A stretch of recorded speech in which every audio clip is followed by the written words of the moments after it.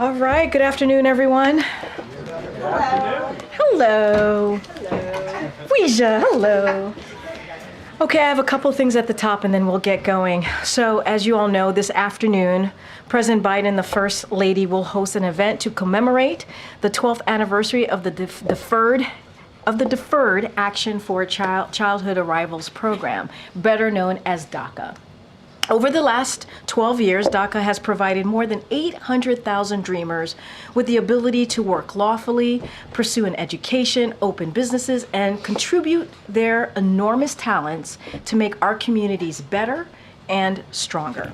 While Congress has failed to act on the reforms President Biden presented on his first day of his presidency, the Biden-Harris administration vigorously defended DACA in court and extended Affordable Care Act coverage to DACA recipients. Now, later today, less than an hour, today, President Biden will announce that the Department of Homeland Security will take action designed to help U.S. citizens with non-citizen spouses keep their families together. This new process will help certain non-citizen spouses and children apply for lawful permanent residency, a status they are already eligible for without having to leave the country. Additionally, President Biden will announce that the administration will facilitate the employment visa process for those who have graduated from college and have a high-skilled job offer, including DACA recipients and other dreamers. Think about the stability this will bring to so many American families across the country. These measures will help keep American families together and allow more young people to contribute to our economy and our country. The Biden-Harris administration is committed to taking action within its authorities to secure our border and ensure that our immigration system is more fair and more just. As you all remember, 2 weeks ago, President Biden announced additional actions to secure our southern border after congressional Republicans twice voted against the toughest and fairest set of reforms in decades.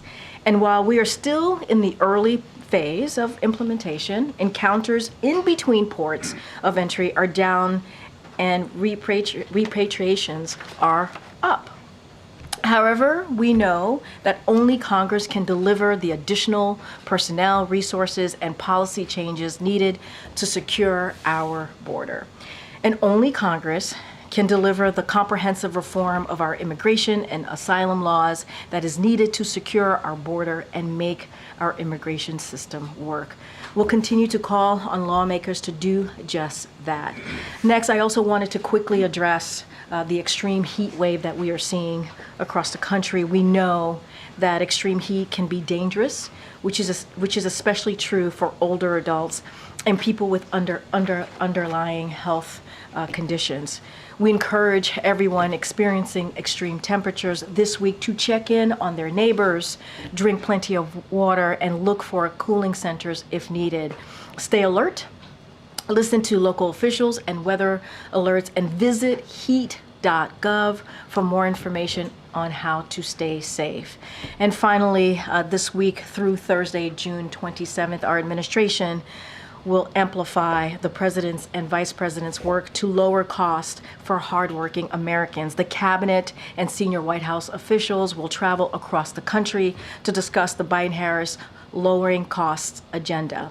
From healthcare and housing to gas prices and groceries, we will lay out the full scope of the Biden-Harris lowering cost agenda in new products and speeches and make clear that congressional Republicans are putting the wealthy and the big corporations first with an agenda to raise costs for hard-working families.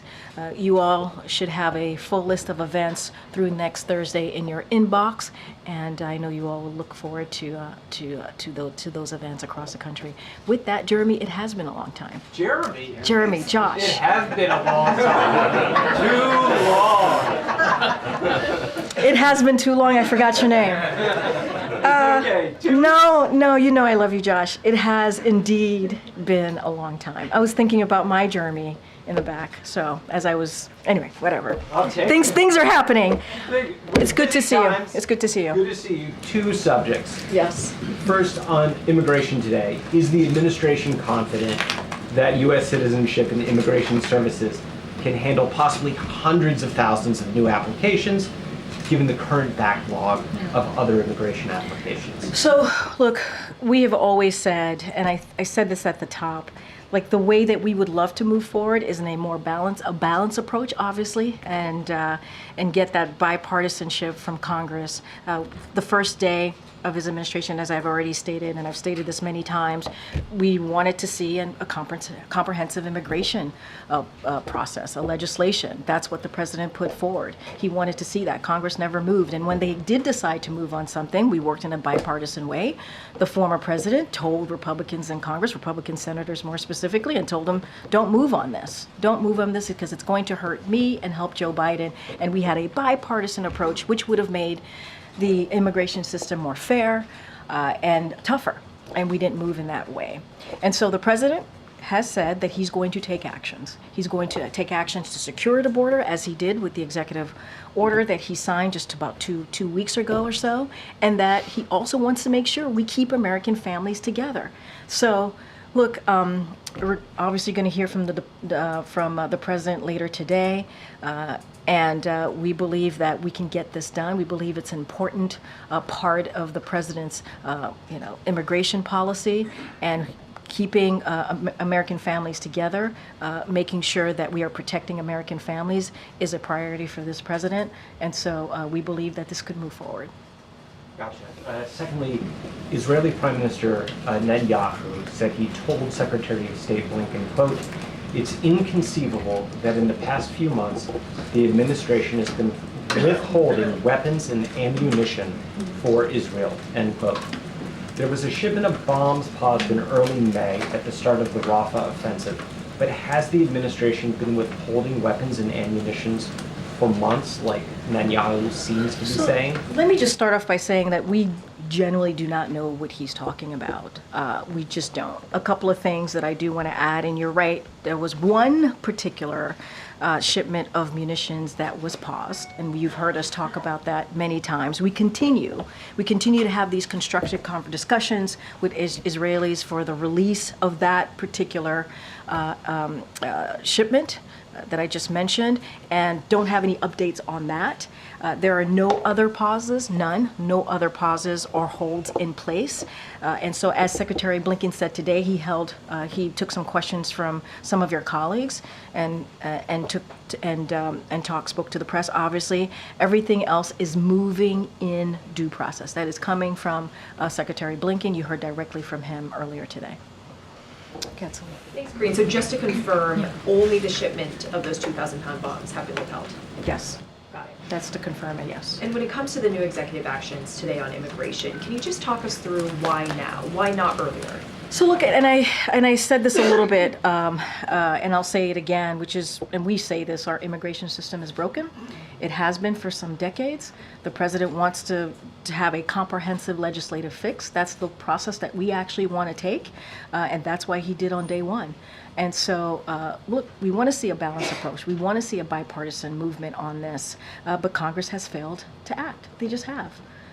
They voted twice on a proposal legislation that Republicans and Democrats, came together on to move forward on dealing with what's happening, the challenges at the border, what's happening with immigration. Republicans rejected it. They rejected it twice.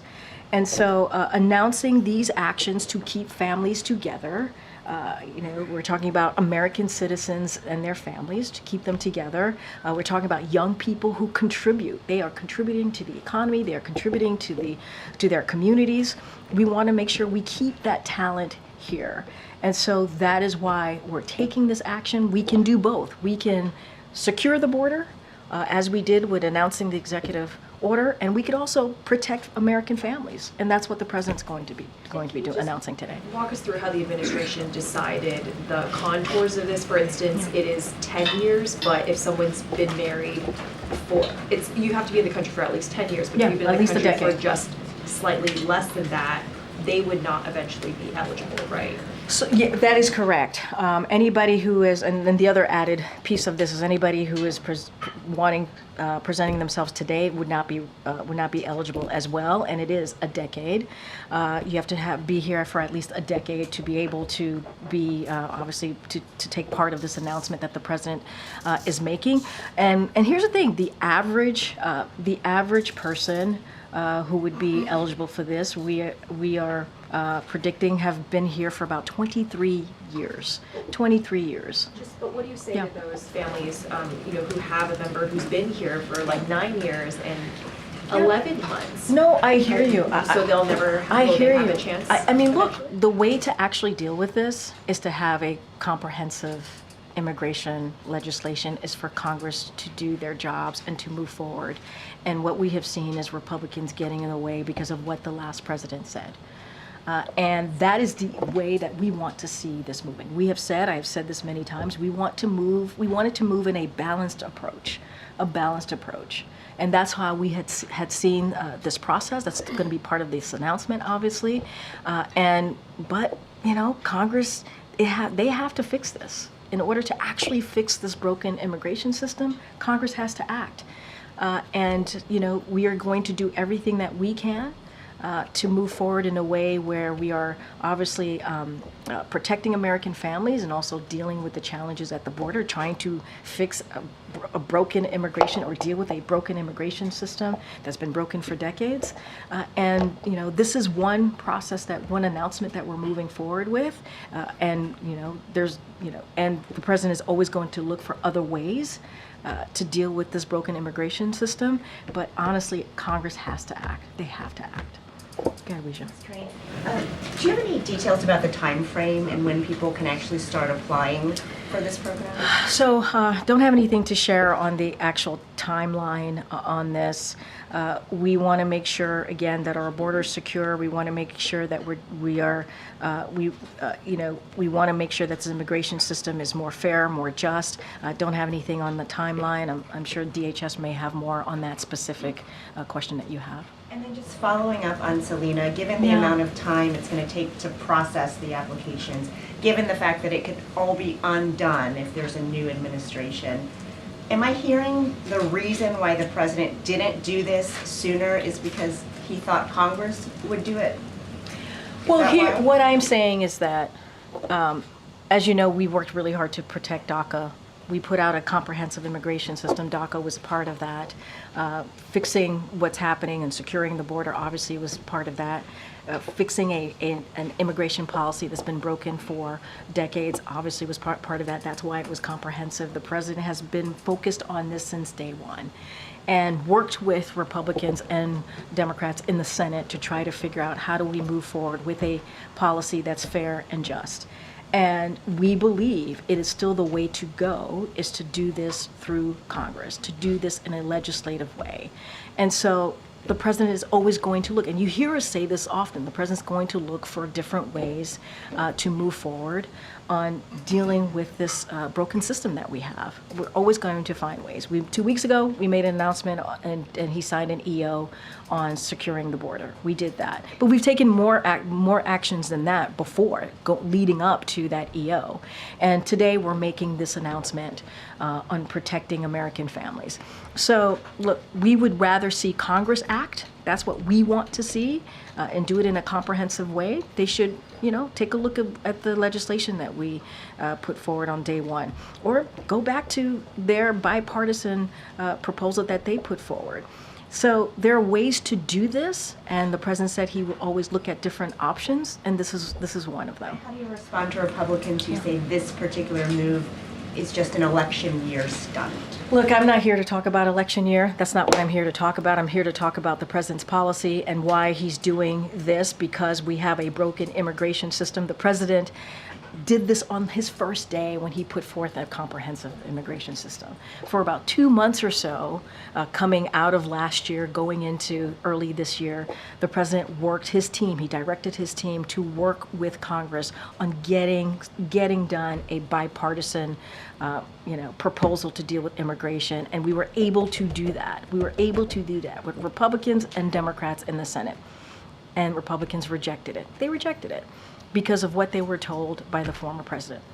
That's politics. That's putting partisan first, right? That's partisanship, that's politics, that is doing something on behalf of someone who is currently a candidate for 2024. We have been saying since day one, we want to figure out how to fix this broken system. On the deficit, the Congressional Budget Office just came out with its new numbers. It's saying that the U.S. budget deficit will reach 1.92 trillion in 2024, up from 1.69 trillion in 2023. Anything you can share on reaction? So, as you just stated to me, JJ, it just came out, so obviously I don't have, I haven't seen it yet and need to talk to our folks. A couple of things I do want to say is that this president has a strong agenda. And to reduce the deficit, you hear him talk about this very often, instead of blowing it up, again, by extending the Trump tax cuts, which would cost $5 trillion, while the last administration increased the debt by a record $8 trillion and didn't sign a single law to reduce the deficit. And what we have done, what this president has done, he has signed legislation to reduce the deficit by $1 trillion since taking office. That's what he's been able to do. So moreover, this budget would lower the deficit another $3 trillion by making the wealth and large corporation pay their fair share, closing tax loopholes, cutting wasteful spending on big pharma, big oil, and other special interests. And it is the opposite of what congressional Republicans are trying to do when they are trying to give tax cuts to billionaires and corporations, which will hurt the middle class, which will hurt the working class. And so that is not what the president wants to do. We cannot afford that. And so the president's going to continue to work to do everything that he can to do the right thing when it comes to lowering the deficit. Again, I haven't seen this report, so I can't say much, but I can speak to what the president has tried to do more broadly. Thanks, Karine.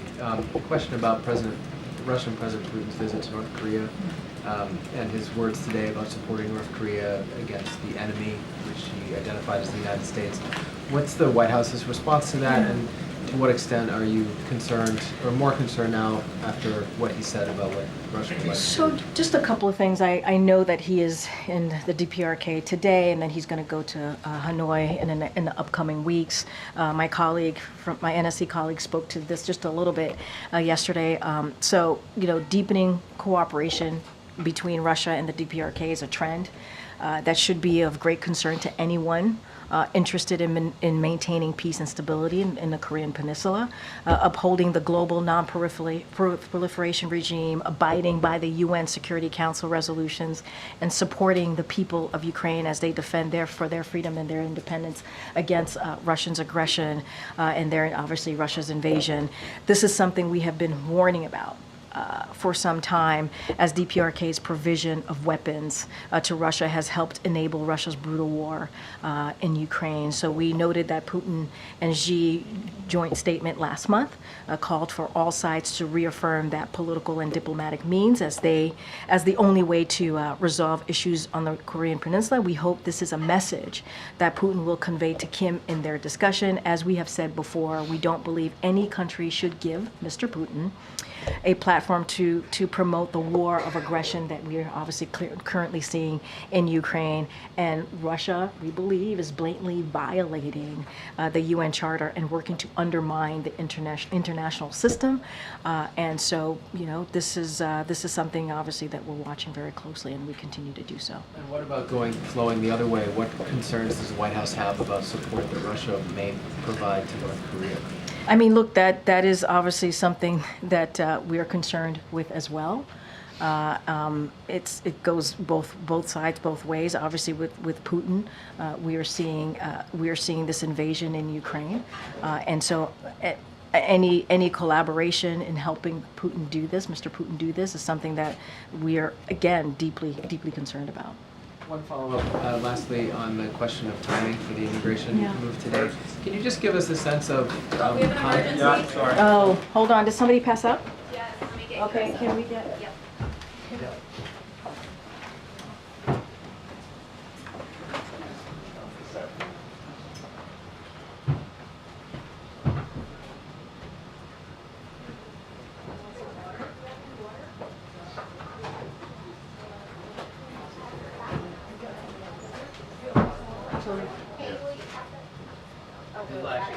You can't see who it is. Okay.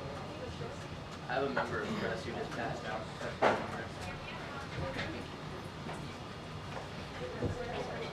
Are they up? Yeah.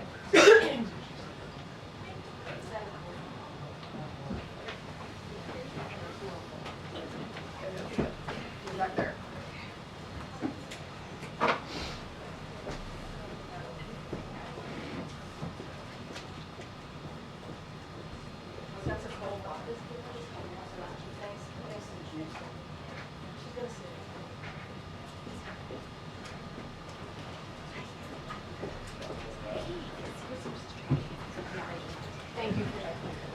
Thanks, John.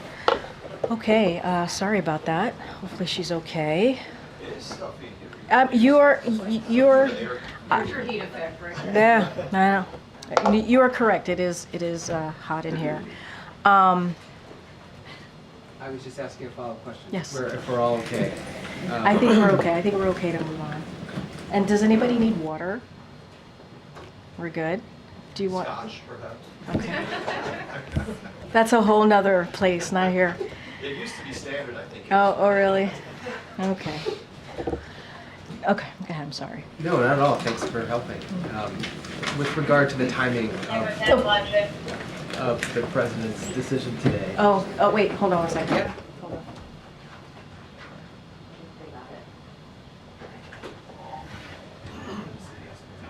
Okay. Okay, timing Yes. on immigration. Could you just give us a the sense? announcement. Yes, exactly. Could you just give us a sense of the discussions that led to doing this? Yeah. Whose idea was it? Yeah. Why now? I mean, Yeah. you've already answered why now, but Yeah. just how did it come to this? So, I certainly not going to speak to private discussions that are had at the White House. What I can speak to, and very much how I answered the question moments ago. Look, the president has always said he wants to do everything that he can to deal with this broken immigration system, and immigration policies as well. You heard us talk about DACA. That's something that happened back in 2012 when it was Obama-Biden administration, and how we, from the beginning of this administration, we've tried to protect and fight for DACA, and we continue to do so, right? So there is a history, if you will, about the president wanting to protect American families, wanting to protect American citizens, and this is what you see in this announcement, and making sure that people who have been here. I said on the average, there's some folks who've been here for 23 years, and when you separating them is kind of a cruel thing to do, right? And these are people who have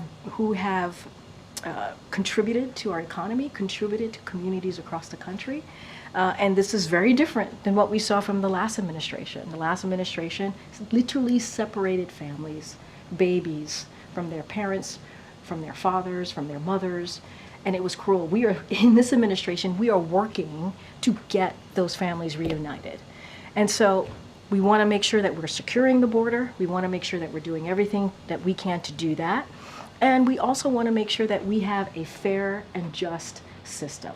And that is something that the president continues to live by, and that's what this announcement is all about today.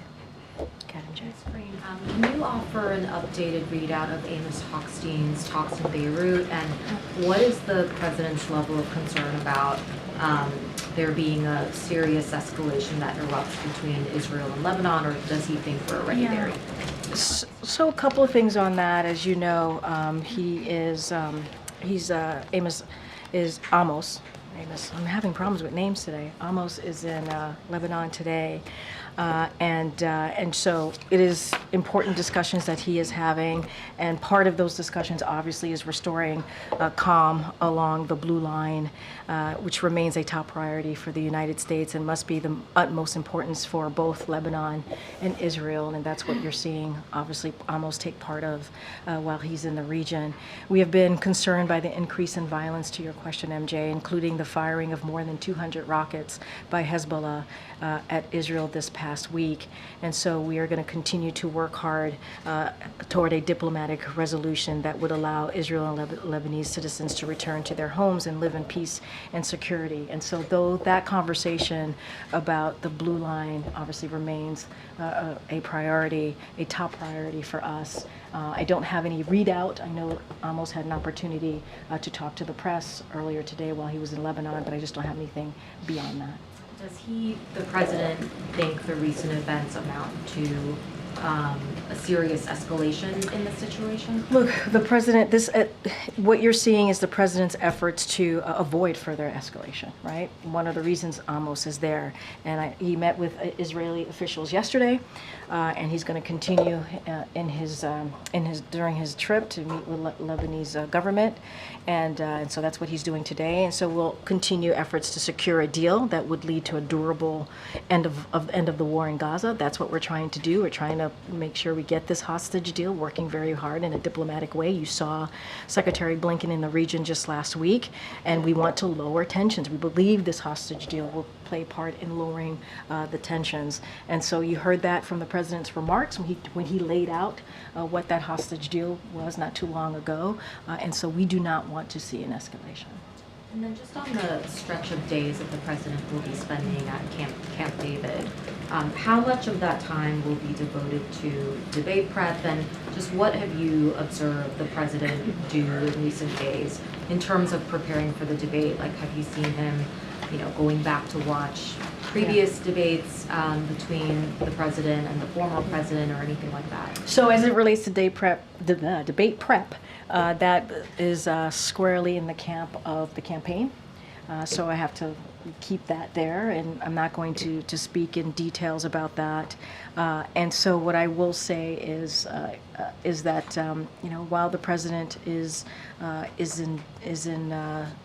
at Camp David and Rehoboth, he certainly will be able to stay up to date on what's going on, to get updates from his senior advisors, from his team. As we say many times, the president could be president anywhere. We have the infrastructure to do just that. I don't have anything specific on how his time is being divided, but I can tell you this: the president's going to continue to stay squarely focused on his duty as president of the United States. Okay, Karen. For today in the immigration policy, has the president met with any families that would be impacted, that could benefit from what he's going to announce today? Has he been moved personally by any stories that then led him to take action? So that's a really good question. I don't have any families, specifically American families whose spouse is going to benefit from this.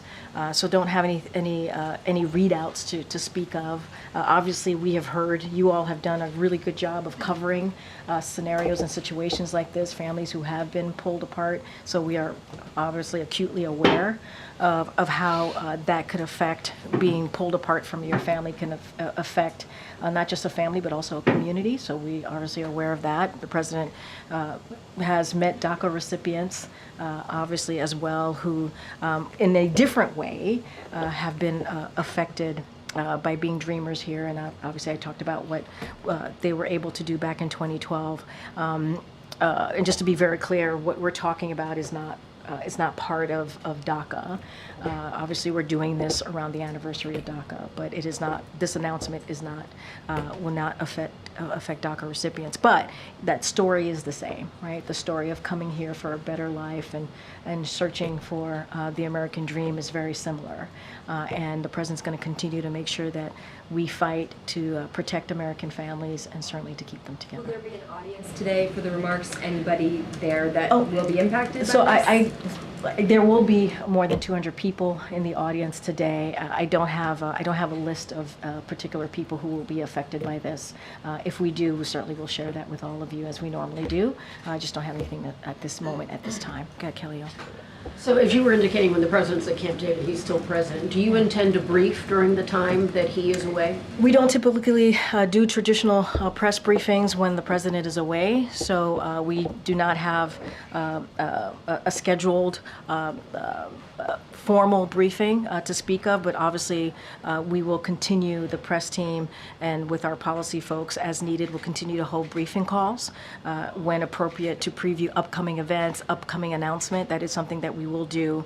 And if you all have any questions, we will be here to answer any of those questions. We would request that you would brief because it's working days even if the president is away. You guys want to continue seeing me? We want to see you, yes. Oh, It's man. several days.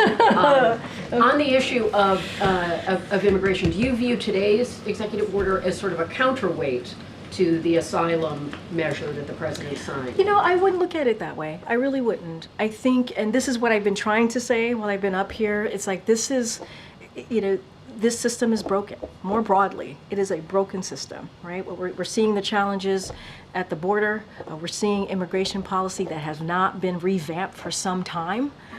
And the president wants to address that. And we can do the EO and deal with the border security and secure the border in that way. And also make sure that American families are not broken up, right? Make sure that people who have been contributing to our economy, to communities, have an opportunity here. And so I think we're trying to really deal with a broad stroke of issues here, and that's what you're seeing this president do. And how does he find the balance between wanting to, as you describe it, keep American families together, to select people who've been in the country for a longer period of time, and then the sort of balance the fact that they would get some benefits that other immigrants would not get, and have reduced penalties and that kind of thing? How does he make that balance? Well, so say a little bit more. Well, without this kind of a program, people Yeah. would have to leave the country, they would have a longer period of time for getting a green card, those sorts of things. So Yeah. how does he find that balance between something that is giving a benefit to Yeah. people who, at one point, broke the rules? I mean, look, here's the thing. The eligible population is limited, so we have to remember that. And individuals who arrive now are not eligible, right? So we did try to give this a scope, if you will. And we can't forget, those who are eligible have been here for 23 years, in the U.S. for 23 years. And they are, that spouse obviously is married to someone who's an American citizen.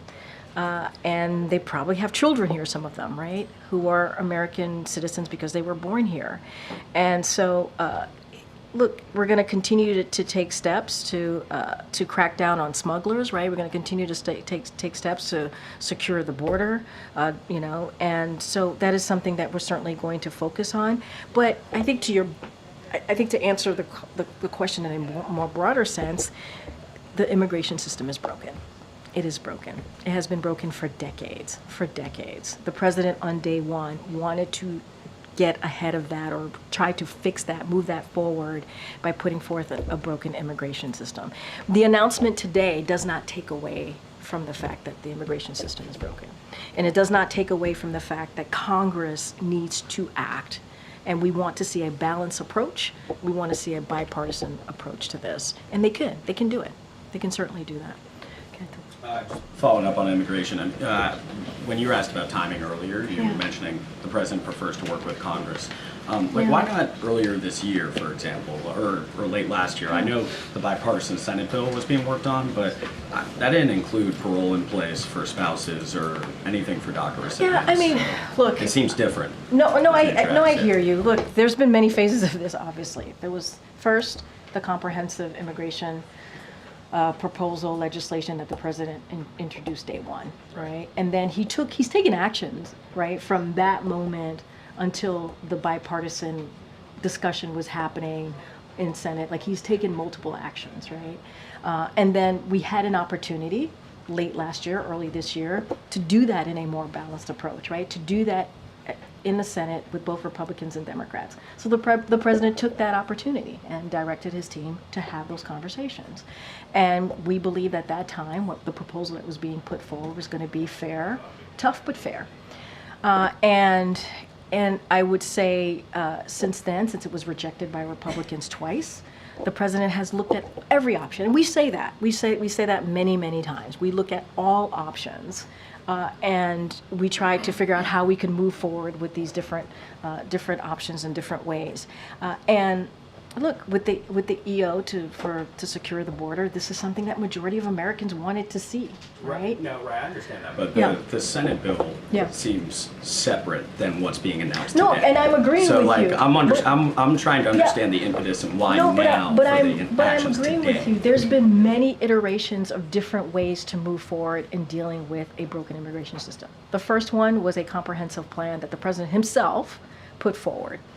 And then he took actions, right? He took other actions between then, that moment, until we got to the Senate and their bipartisan proposal. And that was different. You're right. It is very different than what you're seeing here. The president has always said, remember, he's taken executive actions before. He took one very recently, and he's looking at every way to figure out how we can have policy that's also fair. We've always said that our immigration policy needs to be fair and just. We've always said that. And we've taken different approaches, we've taken different action. This is the announcement for today. Is it fair to say you wanted to sign the executive order on the border before doing something like this for those? I'm not going to get into that. I think we know, right, for some time, that what we're seeing at the border is dynamic. We saw that, right? That it was important to deal with the challenges of the border. So the president acted on that. And we've always said that we need an immigration policy that's more just, that's more fair. I mean, let's not forget, this is a president that was part of the DACA, right?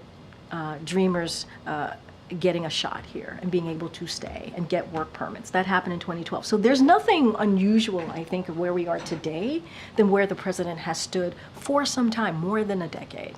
And so I think this is all part of that. This is all part of building on actions that he has taken. He would love to see a comprehensive congressional approach. We still need that. We still need legislation. And so he'll continue to work on that. Okay, Michael. Thanks, Karine.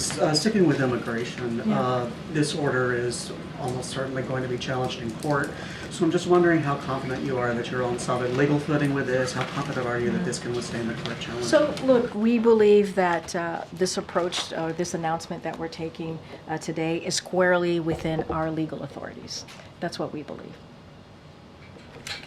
I have one on immigration, but I wanted to address the heat and the wildfires out west.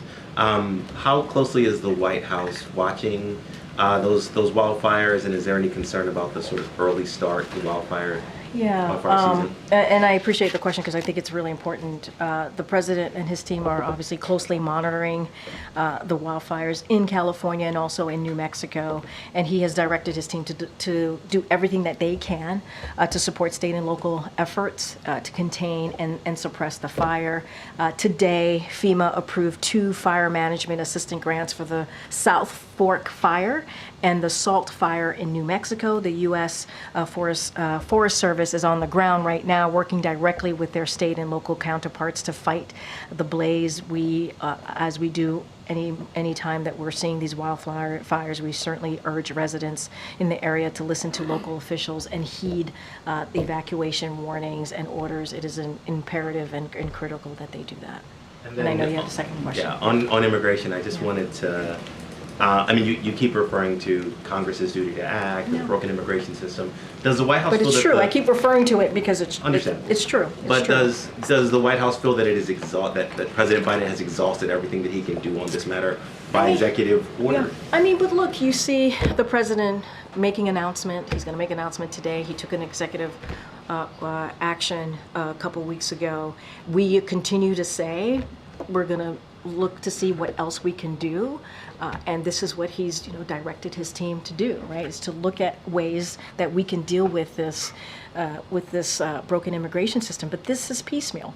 Right? I mean, this announcement is important. It's going to be important and critically important to American families and their communities. It's really important. But as I keep saying, in order to actually deal with this issue, we have to do it in a comprehensive way. The president's going to do everything that he can.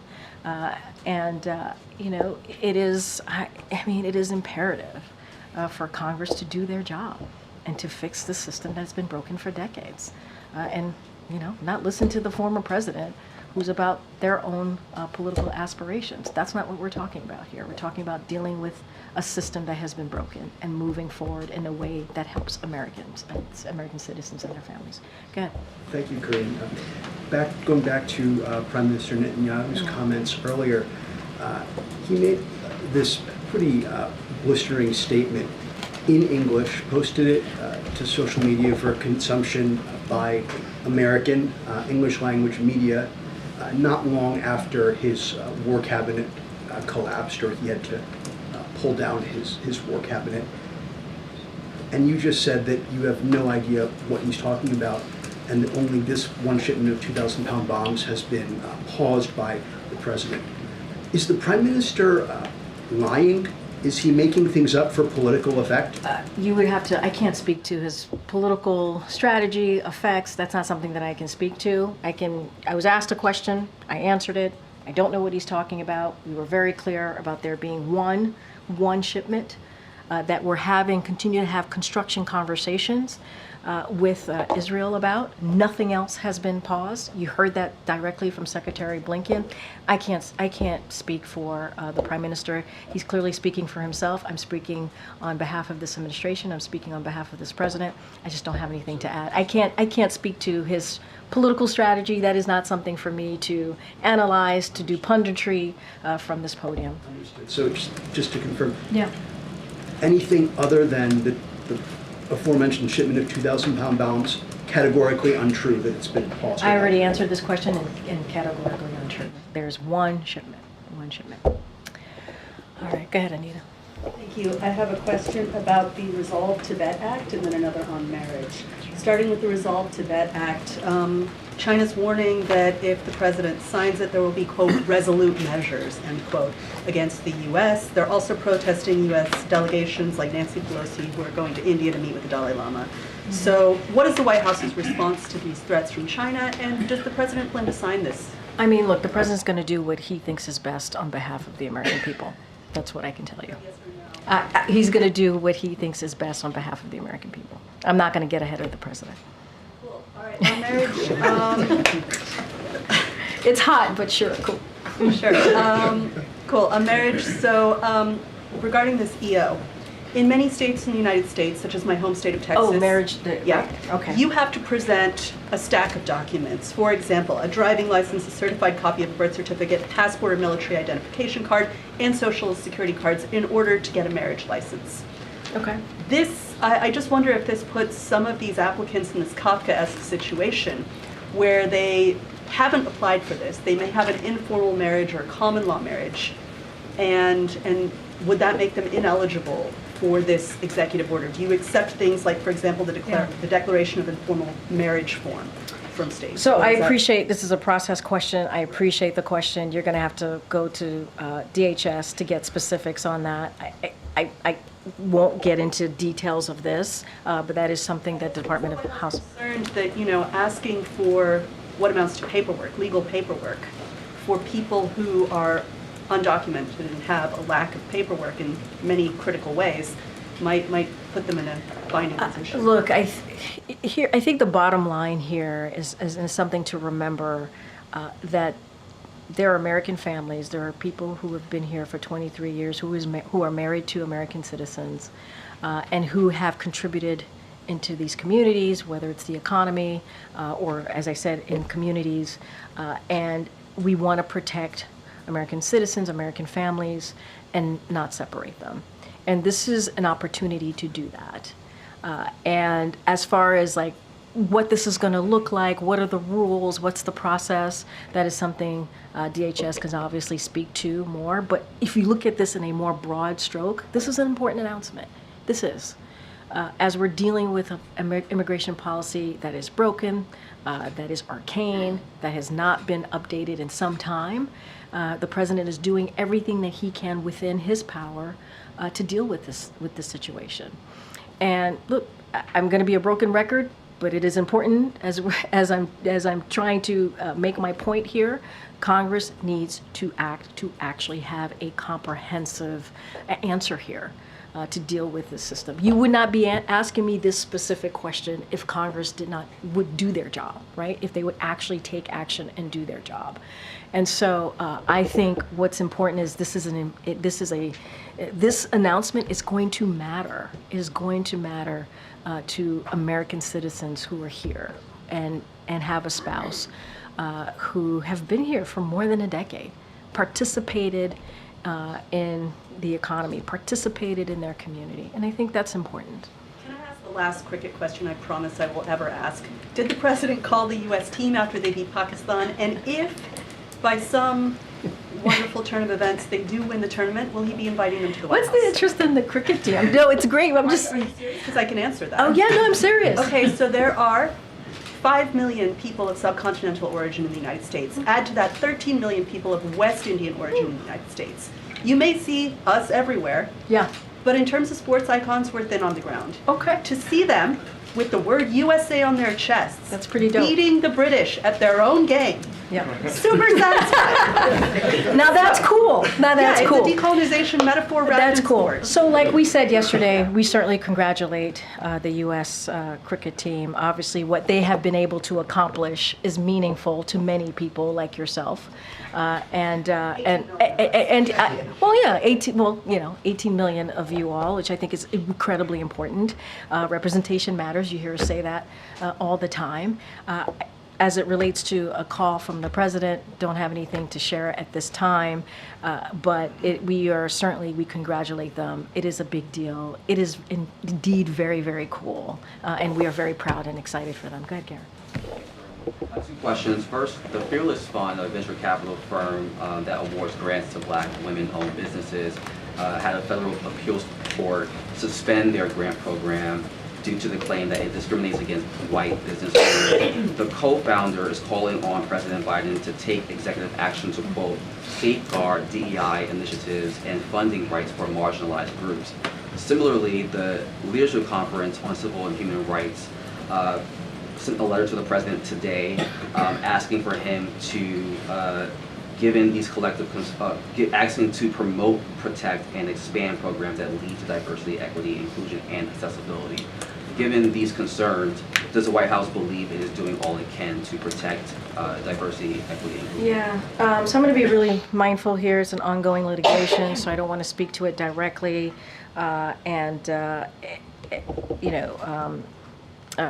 have any news to make, obviously, on any executive action. But this is kind of, in line to what I was just saying to Anita about how important for representation and how that matters. And the president always says diversity is one of our greatest strengths here in this country. It kind of really goes in line with many of the themes of today. And we talk about immigration, or we talk about keeping talent and strengthening our community. It's all in line. And so what I will say more broadly is under this administration, we're achieving the fastest creation of Black-owned business than we've seen in 25 years. I think it's about 18 million new applications in small business since this administration started. I think that's important. And to have an increase and an uptick in Black-owned business is, out of that 18 million, is actually pretty critical. The president also signed an executive order to advance diversity and accessibility within his first 6 months in office. This administration is going to keep providing economic mobility for all Americans, including obviously the talent and the talent that we see in Black communities, including women and women-owned businesses, and how they contribute to our economy. And so that's something that we take very seriously here in this administration. SBA takes very seriously, obviously, in the work that they have done. And diversity is certainly one of our greatest strengths, which is something that the president says over and over again. Has the White House been in contact with the Fearless Fund at all? It's have we been in contact with the Fearless Fund? I don't have any calls or meetings to speak to, and we're just going to be super mindful, as I just stated at the top in answering your question. This is an ongoing litigation, so we want to be super careful here. Sure. Given the president's actions on marijuana reform, does the White House have a response to Maryland Governor Wes Moore pardoning 175,000 marijuana convictions, which has been hailed as a major racial justice effort? So we certainly welcome the news, and it builds on the president's work to reform how nations approaches marijuana. And the president has said, he called, for governors to do their part and to take action. So this is welcomed, as I just stated. And, in addition to rescheduling, the process to reschedule marijuana, the president has been clear that no one should be in jail just for possessing marijuana. And he has a record number of pardons for prior federal offenses of simple possession and use of marijuana. And he will continue to urge all governors to do the same. And so we see that in Maryland, we saw that in Massachusetts, we saw that in Oregon. And so he commends and welcomes certainly this news. On heat waves, climate experts... Sorry, can you start from the beginning? On the heat waves, yeah. according to climate experts, to advocacy groups, these heat waves are going to become more frequent, last longer, start earlier. Is the federal response and relief system adequately equipped to deal with this threat? So look, we are doing everything that we can to deal with what we're seeing, the heat wave, and you've heard us talk about climate change, and the president has taken certainly strong actions, progressive actions to deal with climate change. You see that in the Inflation Reduction Act, which is the biggest legislation to actually deal with climate change. But the president is going to continue to work in lowering cooling costs. I think that's important, and keep Americans safe from extreme temperatures. A couple things that I just want to lay out. HHS launched a nationwide effort to help local officials identify communities most vulnerable to extreme heat and target resources to those communities. The Department of Labor is using all of its existing tools to protect workers from extreme heat. Since 2022, they have conducted over 5,000 federal heat-related inspections, and we have provided billions of dollars to cities nationwide to help build resilience against climate impacts like heat wave, including by expanding access to cooling systems for public housing residents. This is why the Inflation Reduction Act, which by the way only Democrats voted for it, was so critical and so important in providing those types of resources as well. I think I have to, go ahead, Jared, I have to wrap it up. Follow up to something that came up yesterday when you were asked about the president making comments about potential Supreme Court nominations. I was just curious, unrelated to the campaign, how far along is the president kind of thinking about who he'd want to nominate in the event that he has more nominations? Wow, that's way into the future. He brought it up sort of in the campaign, but is it something he's thinking about?